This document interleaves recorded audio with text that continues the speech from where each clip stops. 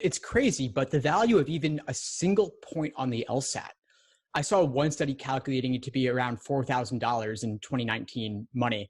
But if you look at Wow. how $4,000 would appreciate over the course of your entire career, think 30 years down the line, how much that would grow. And so if it gets you into a better law school or it gets you more scholarship money, that savings or that career potential boost is enormous in terms of the doors that it could open for you, or as you've experienced on your end, Nina, like being able to graduate without taking on debt for tuition, right? Like Mhm. being able to go to law school with a full ride, that lets you do what you want to do when you graduate versus having to take the job that Right. higher, even if it's not really where your passions lie. Exactly. And to me, that's one of the most important things that really kind of, I always had this idea of work-life balance and doing something that I loved, but it wasn't until I was afforded that opportunity, literally afforded that opportunity with money or the lack of having to owe money, that I was able to go do whatever I wanted to do. And, it's not something that is that far off for other people. There's a lot of people that get scholarship offers, even if it's not full.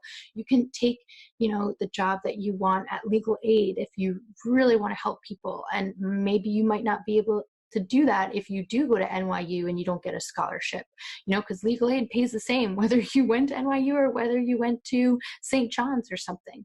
So I think it's really important. And you brought up a good point about, the money appreciating. So in my position, once you're in law school, I think I'm not sure if it's an ABA recommendation, but definitely my school had us sign something saying that we wouldn't get a job in our first, I think like more than 12 hours a week or something like that within our first year of law school. Like we were prohibited from working for whatever reason.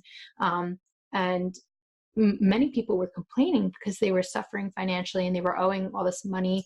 Even if, they were deferring it, it was still looming over their head. But I looked at it as, okay, let's say my tuition was at that time $47,000 a year.